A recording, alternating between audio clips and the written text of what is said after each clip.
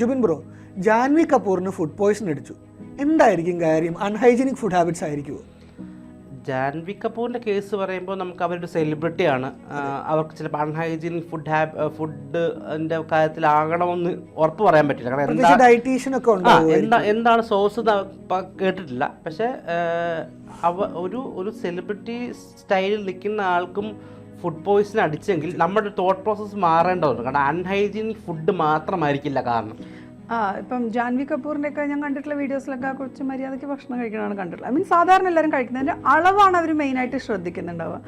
അപ്പോൾ ചിലപ്പം ചില ടൈപ്പ് ഓഫ് ഫുഡ് ചിലരുടെ വയറിന് പിടിക്കില്ല. അതേ ഫുഡ് ഇപ്പം വേറൊരാൾ കഴിച്ചു കഴിഞ്ഞാൽ ഒരു കുഴപ്പമുണ്ടാവില്ല. അപ്പം ചിലപ്പോൾ ഒരു ബോഡി റിയാക്ട് ചെയ്യും. മേ ബി അങ്ങനെ ആവാം. പക്ഷെ മലയാളിക്ക് എന്താ ഫുഡ് പോയ്സൺ വരാത്തേന്ന് ഞാൻ എപ്പോഴും ആലോചിക്കും.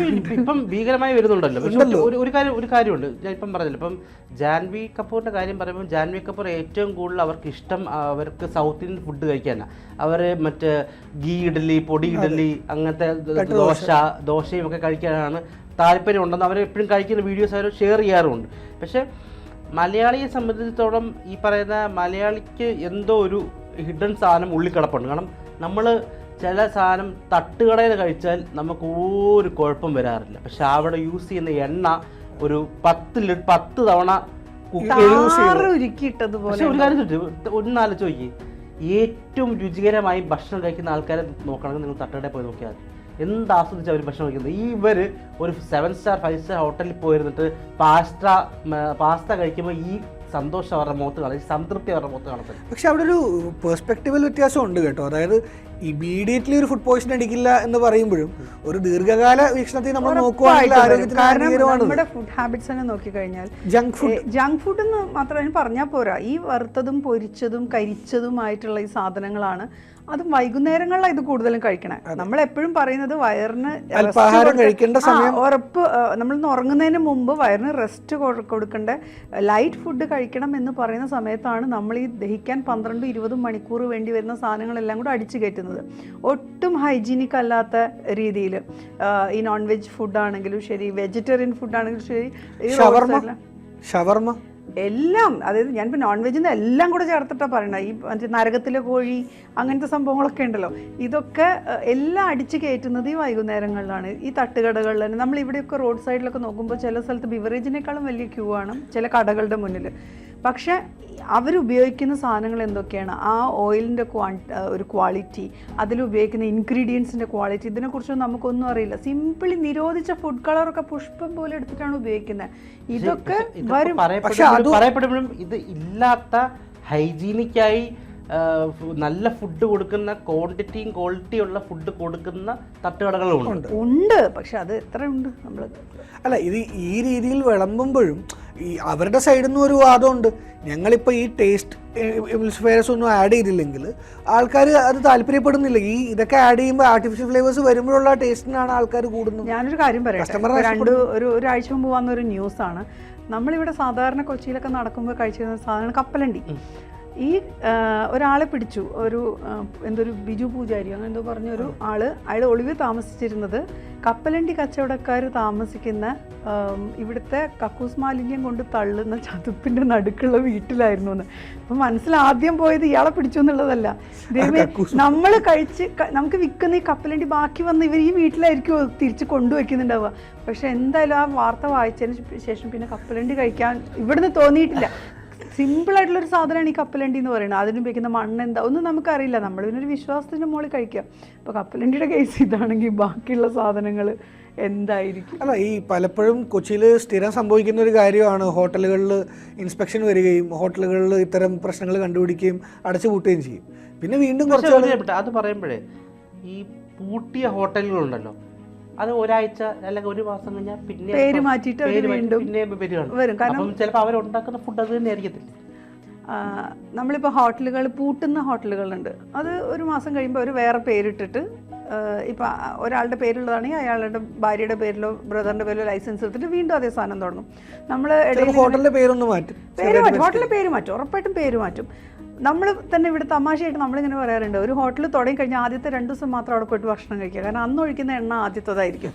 പിന്നെ അതൊരേ മാസം ഉപയോഗിച്ച് ടാറാക്കുന്നത് പിന്നെയാണ്. അല്ല, ഇതിൽ വേറൊരു കാര്യമുള്ളത്, പേര് മാറ്റിയാലും തൊഴിലാളികൾ ചിലപ്പോൾ സെയിം തന്നെ ആയിരിക്കും. അതേ ആൾക്കാർ തന്നെയാണ് വീണ്ടും അതേ ഇൻഗ്രീഡിയൻസ് ആണ്. ഇതിൽ ഞാനൊരു കാര്യം പറയട്ടെ, നമ്മൾ ഇത്രയും വാർത്തകളിലൊക്കെ ആയിട്ട് ഇങ്ങനെ ഫുഡ് പോയ്സൺ ആയിട്ട് കുട്ടികൾ മരിക്കുന്നു, വലിയവർ മരിക്കുന്നു, നമ്മൾ ഓൺ ദ വേയിൽ ഭക്ഷണം കഴിച്ചവർ മരിക്കുന്നു എന്നൊക്കെ കണ്ടിട്ടും പിന്നെ ഈ തട്ടുകടയുടെ, അല്ലെങ്കിൽ തട്ടുകട എന്ന് ഞാൻ പറയുന്നില്ല, ഇങ്ങനത്തെ കടകളുടെ മുന്നിൽ പോയി നിന്ന് ബഹളം ഉണ്ടാക്കി സാധനം വാങ്ങുന്നതാരാ? അപ്പം നമ്മളൊരു മനുഷ്യനെ രീതിയിൽ നമുക്കൊരു ബേസിക് റെസ്പോൺസിബിലിറ്റി ഇല്ലേ? ആ ഭക്ഷണം ഇത് അവനവൻ്റെ വീട്ടിലേക്കാണ് കൊണ്ടുപോകുന്നത്, നമ്മൾ അവരെ വിശ്വസിച്ച് കഴിക്കാൻ വന്നു എന്ന് വേണമെങ്കിൽ നമുക്ക് പറയാം. കൺസെപ്ഷനും കൂടിയിട്ടില്ലേ ആൾക്കാർക്ക്? ഇപ്പം ഞാനൊരു എക്സാമ്പിൾ പറഞ്ഞാൽ, ഞാൻ ഒരു 3-4 വർഷങ്ങൾക്ക് മുമ്പ് ഒരു 1-2 വർഷം തിരുവനന്തപുരത്ത് വർക്കല സ്ഥലത്ത് വർക്കുണ്ടായിട്ട് നമ്മൾ അവിടെ ജോലി ചെയ്യുന്നുണ്ടായിരുന്നു. അപ്പോൾ ഞാൻ അവിടെ കണ്ടൊരു പ്രവണത എന്ന് പറഞ്ഞാൽ, അവിടെ ബേക്കറികളിൽ പോലും ഈ പറഞ്ഞ ഷവർമയും മറ്റേ ഷവായും അൽഫാമും കൊടുക്കും. ഒരു വൈകുന്നേരം 6 മണി കഴിഞ്ഞാൽ എല്ലാ ഹോട്ടലുകൾ പ്ലസ് ഈ പറഞ്ഞ ബേക്കറികളിലെയും ഈ സാധനം തീരും. ഇല്ല, നമ്മൾ ചോദിച്ചാലും പറഞ്ഞാൽ ഇല്ല ചേട്ടാ തീർന്നു എന്ന് പറയും. നമുക്ക് കാണാമല്ലോ ഈ ഷവർമ കട്ട് ചെയ്ത് തീരുന്നതും ഈ ചിക്കനോ ബാക്കി ഒന്നുള്ളതോ ഒരു പീസുള്ളതോ നമുക്ക് കാണാൻ പറ്റുമല്ലോ, തീർന്നു. അപ്പൊ ഈ കൺസെപ്ഷൻ കൂടിയില്ല. ഈ വെളിയിൽ നിന്നുള്ള ഭക്ഷണം ഭയങ്കര പണ്ടൊക്കെ എങ്ങനെയാന്ന് വെച്ചാൽ മാസത്തിൽ കൂടെ വീട്ടിൽ പുറത്ത് പോവുക അങ്ങനെയൊക്കെ ആയിരുന്നു. പ്രത്യേകിച്ച് ഈ നോൺ വെജ് ഒക്കെ പോലത്തെ ഇത്രയും ഫ്രൈഡ് സാധനങ്ങളൊക്കെ കഴിച്ചിരുന്നത്.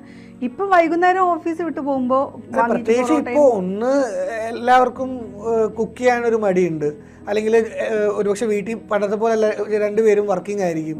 അപ്പൊ ഇതെല്ലാം കഴിഞ്ഞ് വന്ന് കുക്ക് ചെയ്യാൻ സമയം ഉണ്ടാവില്ല. അപ്പൊ പുറത്തുനിന്നാവുമ്പോൾ കുറച്ചുകൂടി ഒരു, പിന്നെ കുട്ടികൾക്ക് ടേസ്റ്റ്, അതെ ഈ സാധനത്തിന്റെ ടേസ്റ്റ് പിള്ളേർക്ക് അങ്ങ് പിടിച്ചുപോയി. നേരത്തെ പറഞ്ഞൊരു പോയിന്റിനകത്ത് നമ്മൾ പറഞ്ഞില്ലേ, വല്ലപ്പോഴും പണ്ട് കാലങ്ങളിൽ വല്ലപ്പോഴും കഴിച്ചിരുന്ന ഒരു സംഭവം പറഞ്ഞാൽ അതിനൊരു ടേസ്റ്റ് ഉണ്ടായിരുന്നു. ഈ വല്ലപ്പോഴും കിട്ടുന്ന ഒരു ചോക്ലേറ്റിനും വല്ലപ്പോഴും കിട്ടുന്ന ഒരു ബിരിയാണിക്കും. ഇപ്പം ബിരിയാണിക്ക് എവിടെ കഴിച്ചാലും ബിരിയാണി മടുക്കുക. അതിന്റെ കുറ്റം കണ്ടുപിടിക്കുക, ഇത് അവിടുത്തെ അത്ര പോരാ. കാരണം മലയാളിയുടെ ഫുഡ് ഹാബിറ്റ്സിനകത്ത് ബിരിയാണിയും അൽഫാമും ഫ്രൈഡ് ചിക്കൻസും കുഴിമന്തി ഇതെല്ലാം കോമൺ ആയി. ഇനിയിപ്പം ആലോചിക്കും, ഒരു പാർട്ടി നടത്തുക, നമ്മൾ ഫുഡ് എന്ത് മേടിച്ചു കൊടുക്കുന്നു പറഞ്ഞാൽ ഡൗട്ടാ. കുഴിമന്തി കൊടുക്കാൻ പറ്റില്ല, കാരണം കഴിച്ചു വെച്ചും അടുത്ത് അൽഫാം മേടിച്ചു കൊടുക്കാൻ പറ്റും, എല്ലാം കഴിച്ചു വെച്ച് കൊടുത്ത്. ഇനിയും അല്ലെങ്കിൽ പിന്നെ പുതിയ എന്തെങ്കിലും. ഇതില് ശരിക്കും എനിക്ക് ദേഷ്യം വരുന്ന ഒരു വിഭാഗം ആരാ അറിയാം? ഫുഡ് ബ്ലോഗേഴ്സ് എന്ന് പറഞ്ഞിട്ടൊരു ടീമുണ്ട്. അവർ ചില വ്ളോഗേഴ്സൊക്കെ ഈ തമിഴ്നാട്ടിലൊക്കെയുള്ള ചേരികളുടെ നടുക്കുള്ള കടയിൽ പോയിട്ട് രാവിലെ 4 മണിക്ക് ബിരിയാണി കിട്ടും, അതൊക്കെ. അപ്പം നമ്മൾ റീൽസിലൊക്കെ അത് കാണാറുണ്ട്. അതിൻ്റെ ചുറ്റുവട്ടം നോക്കിയാൽ കുപ്പത്തൊട്ടി ഒരു സൈഡിൽ വെച്ചിട്ടുണ്ടാവും, പട്ടി അവിടെ നക്കുന്നുണ്ടാവും. ഇത്രയും സ്ഥലത്ത് പോയിരുന്നിട്ട് നിങ്ങൾ മസ്റ്റ് ട്രൈ ആണെന്ന് പറയുമ്പോൾ അങ്ങനെ അടച്ചാക്ഷേപിക്കാൻ പറ്റില്ല. ഇങ്ങനെ വരെ ഈ പുതിയ ഭക്ഷണ പദാർത്ഥങ്ങൾ അല്ലെങ്കിൽ ഓരോ സ്ഥലത്തുള്ള ശരിയാണ്. പക്ഷെ ഒരു ബേസിക് ആയിട്ടുള്ള ഒരു റെസ്പോൺസിബിലിറ്റി ഇല്ലെന്നാണ് ചോദിക്കുന്നത്. കാരണം ഇപ്പൊ ഈ ഒരു പയ്യന്റെ ഞാൻ കണ്ടു, രാവിലെ 4 മണിക്ക് പോയിട്ട് മട്ടൺ ബിരിയാണി കഴിക്കാൻ ബാംഗ്ലൂർ, ഇത് തമിഴ്നാട്ടിലാണ് കാണിച്ചത്, സേലത്തിനടുത്ത്. അത് തുറക്കുമ്പോൾ ഇവൻ കഴിക്കുന്നത് പുറത്തുനിന്ന് കഴിക്കുമ്പോൾ ഇവന്റെ ഇപ്പുറത്തെ ബാക്കിൽ വലിയൊരു വേസ്റ്റ് ഡബ്ബ വെച്ചിട്ടുണ്ട്, അതിന്റെ സൈഡിൽ പട്ടി വലിച്ചുകൊണ്ടിരിക്കുന്നുണ്ട്. ഇവരിങ്ങനത്തെ സാധനങ്ങൾ കഴിച്ചു, ഇത് മസ്റ്റ് ട്രൈ ആണ്. നിങ്ങൾ ജീവനോട് ഇരിക്കുന്ന ഒരു മനുഷ്യനാണെങ്കിൽ നിങ്ങൾ ഇത് ട്രൈ ചെയ്തിരിക്കണം എന്നൊക്കെ പറയുമ്പോൾ ഈ ഫുഡ് മാത്രം കാണുന്നവർ പോവും. ഇവർക്കൊരു മിനിമം ഹൈജീൻ ഉണ്ടോ? ആ ചുറ്റുവട്ടത്ത് ഹൈജീൻ ഉണ്ടോ? ഇത് ഞാൻ ഇപ്പോഴും ആലോചിച്ചത്, മലയാളിക്ക് കൊതി കൂടിയിട്ടുണ്ടോ? കാരണം ഈ സാധനം കാണുമ്പോൾ കഴിക്കാനൊരു രുചി. തമിഴിയൻസിനും ഞാൻ കണ്ടില്ല. അല്ല, ഇപ്പോൾ വേറെ ഏറ്റവും വലിയ കോമഡി ഉണ്ട്. ഇപ്പം നമ്മൾ യൂട്യൂബിൽ സെർച്ച് ചെയ്ത് നോക്കി കഴിഞ്ഞാൽ ഈ ഫുഡ് വ്ളോഗ്സിനെക്കാളും ഏറ്റവും കൂടുതൽ വ്യൂസ് ഉള്ള വീഡിയോസ് എന്തിനാണെന്നറിയോ? ASMR food videos. അത് പറഞ്ഞാൽ ഫേസ് പോലും കാണിക്കില്ല, മൈക്ക് ഇവിടെ വെച്ചിട്ട് ഈ കഴിക്കുന്ന ശബ്ദം കേട്ടാൽ തന്നെ വായി വെള്ളം വരും. അതായത് ചോറ് കഴിക്കുന്ന ശബ്ദം പോലും ഭയങ്കര വരും. ഒരു കാര്യം നമ്മൾ ചില സിനിമകൾ കണ്ടിട്ടുണ്ട്, മറ്റേ ബേസിൽ ഒരു പടമുണ്ട്. പടത്തിനകത്ത് ബേസിൽ മറ്റേ ഫുഡ് ബ്ലോഗർ മറ്റേ ബീഫ് കറി എന്തോ ഉണ്ടാക്കുന്നു, എന്നിട്ട് ഇയാൾ ബർഗർ തിന്നുക. അപ്പൊ ഇത് കണ്ട ഒരു ഫുഡിന്റെ ഒരു കൊതി കൊണ്ട് ഇവന് ഇഷ്ടമല്ലാത്ത ഈ ബർഗർ കഴിക്കുക. അപ്പം അങ്ങനെ കൂടെ മലയാളികളുടെ മനസ്സിലേക്ക് ഒരു സാധനം ഉണ്ട്.